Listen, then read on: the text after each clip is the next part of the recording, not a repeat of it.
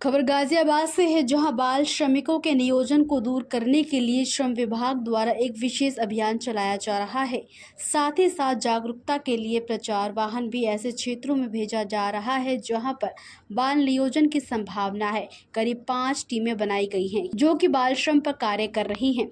कल भी कार्यवाही कर करीब 15 बच्चों को रेस्क्यू किया गया। अगर गत वर्ष की बात करें तो 2024-25 में 285 निरीक्षण किए गए, जिसमें 37 खतरनाक व 256 गैर खतरनाक श्रेणी के बच्चे चिन्हित किए गए हैं। ऐसे में सभी मामलों में नोटिस जारी किए जाते हैं। अगर एम्प्लॉय का संतोषजनक जवाब नहीं आता है तो कानूनी कार्रवाई के साथ जुर्माने की भी कार्रवाई की जाती है। बचपन को सुरक्षित करने के लिए श्रम विभाग लगातार गाजियाबाद और अन्य जिलों में कार्रवाई कर रहा है। सर, किस तरह की कार्रवाई है और क्या कुछ अभियान चलाकर जो है कार्रवाई की जा रही है?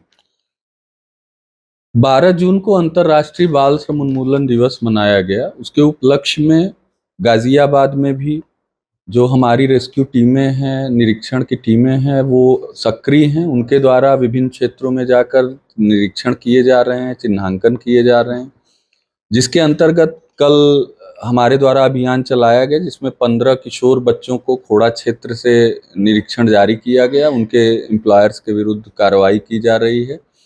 इसी तरह अगर हम पूरे वर्ष की बात करें तो 2023-24 में हमारे यहाँ 126 निरीक्षण हुए, जिसमें 22 खतरनाक, 128 गैर खतरनाक श्रेणी के बच्चों को चिन्हित किया गया है। 285 2024-25 में निरीक्षण हुए, जिसमें 37 खतरनाक और 256 गैर खतरनाक श्रेणी के बच्चों को चिन्हांकित किया गया। ऐसे निरीक्षण में जो भी एम्प्लॉयर दोषी पाए जाते हैं उनके विरुद्ध संबंधित न्यायालय में मुकदमा दर्ज किया जाता है, और अगर 14 साल से कम उम्र का बच्चा पाया जाता है तो इसमें 20,000 रुपए की अलग से वसूली की भी कार्रवाई की जाती है। जो इसमें 2 तरह की श्रेणी होती है, जिसमें जो 14 से 18 साल के गैर खतरनाक श्रेणी के बच्चे पाए जाते हैं उसमें रेगुलेशन है, कुछ शर्तों के साथ कोई एम्प्लॉयर बच्चों को रख सकते हैं। शर्तें ये होती हैं कि उनको 6 घंटे से ज़्यादा उनसे काम नहीं लिया जा सकता, वो बच्चे स्कूल में अनिवार्य रूप से पढ़ने चाहिए।